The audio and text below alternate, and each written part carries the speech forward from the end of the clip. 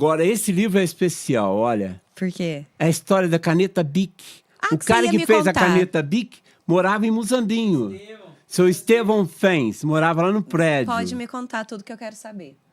É foi o seguinte, um cara, e foi assim, aí na capa tá Budapeste, a cidade onde ele morou, onde ele nasceu, e tem o Danúbio Azul, que é o Rio, que tem até a música Danúbio Azul, né? Aham.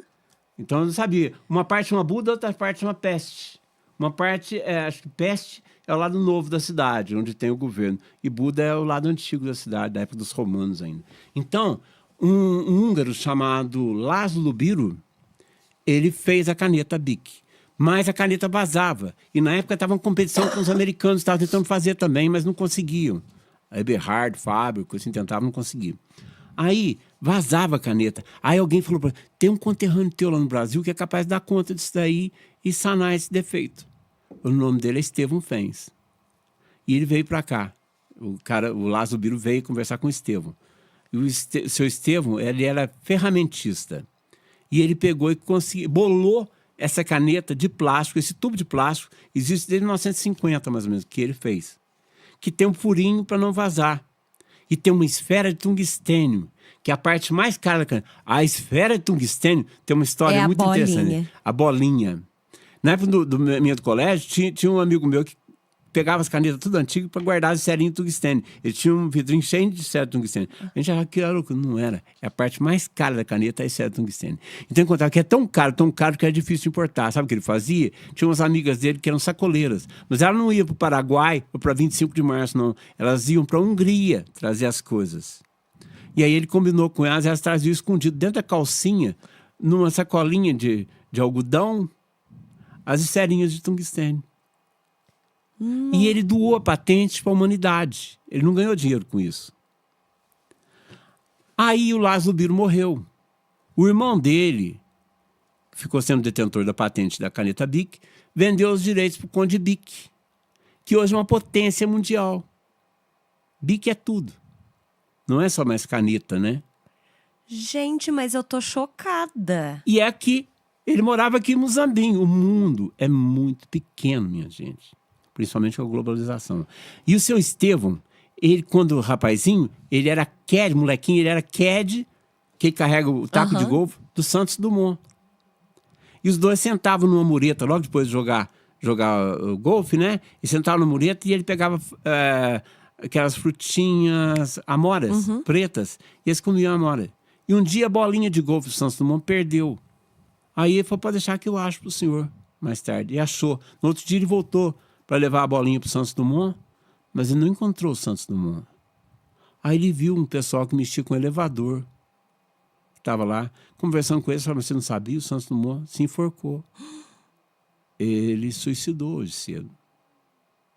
Aí ficou muito triste com aquilo, ele guardava a bolinha. E conversando com a viúva dele, a Dona Maria José, falou que a bolinha está com ela até hoje. O Santos Dumont. Porque o Santos Dumont, quando viu que estavam usando o avião para jogar bombas no pessoal, em Santa Catarina, não sei se é a Revolução do Contestado, o que estava tendo lá, ele se desesperou com aquilo, vendo aquela obra dele que ele fez sendo usado para matar pessoas, e se suicidou. Meu Deus. Gente, é que... vocês não ficam chocados? Gente, manda alguma coisa pra mim pra saber só eu tô chocada desse jeito. Porque, olha, se você for pensar, a caneta Bic, o primeiro filme brasileiro, que é O Pagador de Promessas, tinha um muzambiense. Olha quanta coisa que A primeira novelista do Brasil era de Muzambinho. Quem? Dulce Santucci. Viu? Gente, é muita coisa. Ela fez a primeira novela, 2459, Ocupado. Era dela. Na Manchete? Foi, acho que na Excelsior, se não me engano. Antes da Tupi até. Antes da Tupi. E teve outros, Sheik de Agadir, diversos outros. Ela que fazia, ela que escrevia. Foi uma pergunta que mandaram. Você conhece muito o povo de Muzambinho. Tem alguma história, sabe, que você gostaria de contar pra gente? Alguma história divertida? Porque você lembra... É muito impressionante também tua memória, né? Você lembra de coisas assim, exatamente o dia que aconteceu as coisas, o ano. E o dia que a gente foi conversar a primeira vez, você lembra de muitas coisas da minha família, desde que coisas que eu não Sim. sabia sobre a minha família, É você porque desde lembrava. criança eu sempre gostava de conversar com as pessoas mais velhas. Ah, E elas isso aí. contavam muita história. Por exemplo, gente, eu vou contar uma história interessante. A história da escola agrícola. Ah, me conta. Você sabia que a escola agrícola, onde é a escola agrícola, é para ser o melhor aeroporto do sul de Minas? Melhor até do que o de Alfenas, que era um terreno alto e reto. Inclusive, eles chegaram a fazer mesmo, os agrimensores foram lá, viram a terra toda para fazer o aeroporto, e um avô meu tinha uma terra perto. Ele resolveu mudar para a cidade, falou, de repente um aeroplano vai cair na minha cabeça. Então já está tudo pronto para fazer o aeroclube. Aí, de repente, em 1946, 47 mais ou menos, o Getúlio Vargas resolve fazer escolas técnicas no Brasil.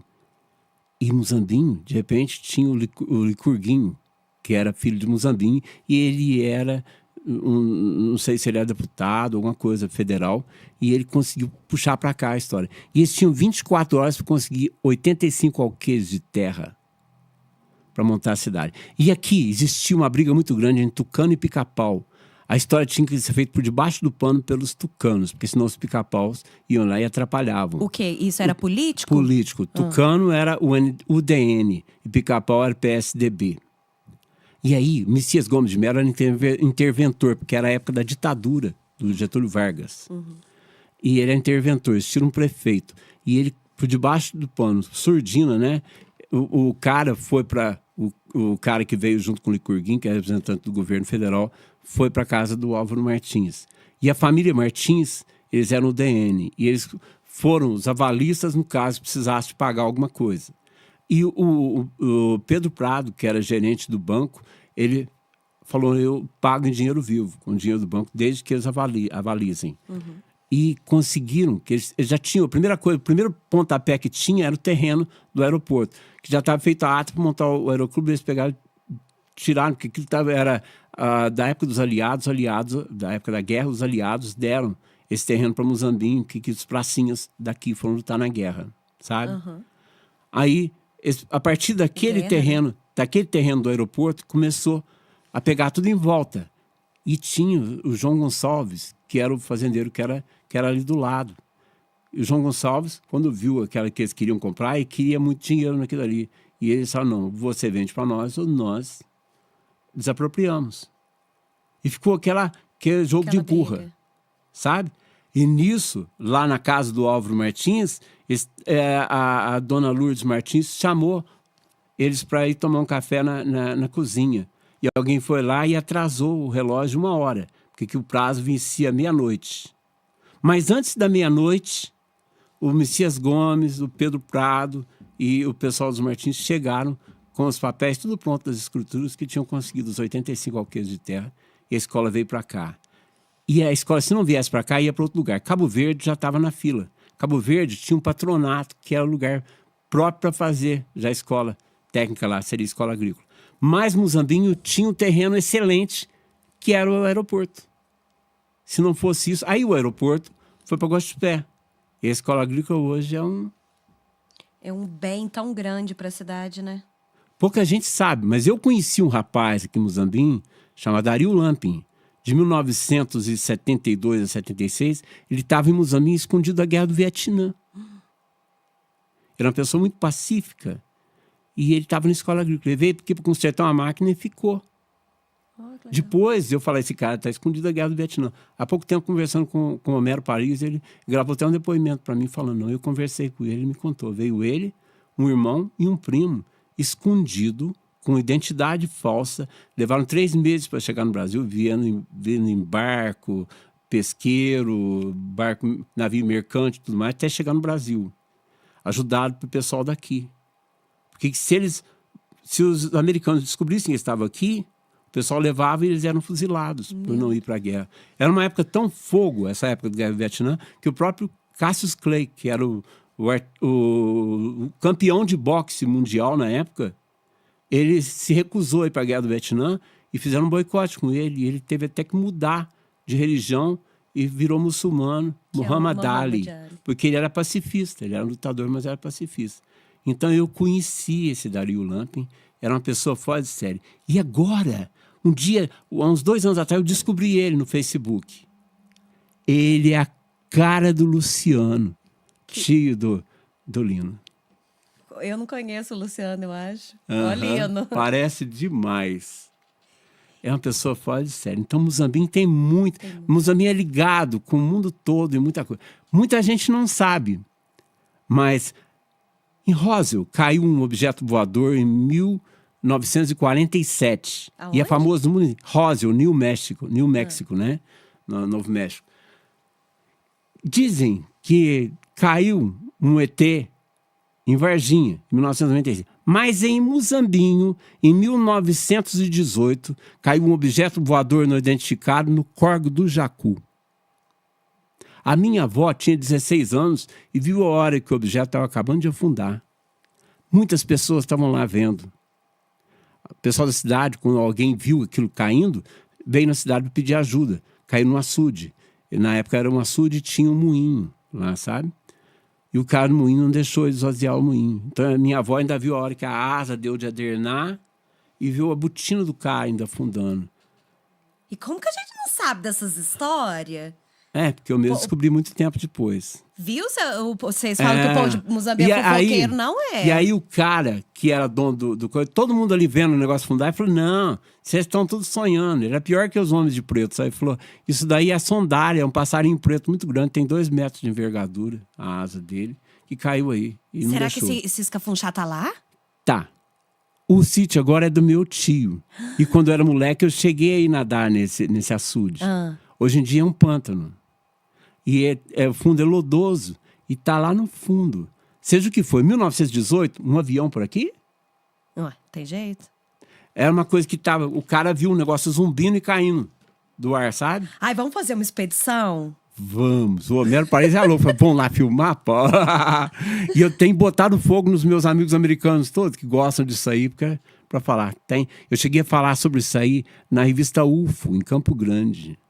Que faz estudos. Quem não até, sabe. Até tem uma fotomontagem minha aqui. Vamos colocar Que eu aqui, fiz. pra não- Que eu fiz em 1975, que eu levei lá na sede da revista UFO, em Campo Grande, para ser usado como capa da revista. Isso daqui é um prédio do Evoluum, sede da Philips, em Eindhoven, na Holanda. Ele parece um disco voador. Parece mesmo. Mas, na verdade, é um prédio da Philips. Eu recortei ele e coloquei dentro de um bosque. Isso fiz em 75, com tesoura e cola tenaz. Pra poder mostrar que era o que como se fosse aconteceu um aqui em disco voador, Muzambinho, né? Não, é como se fosse um disco voador. E eu levei lá na sede da revista UFO, em Campo Grande, para ser usado como capa da revista. Assim? Isso.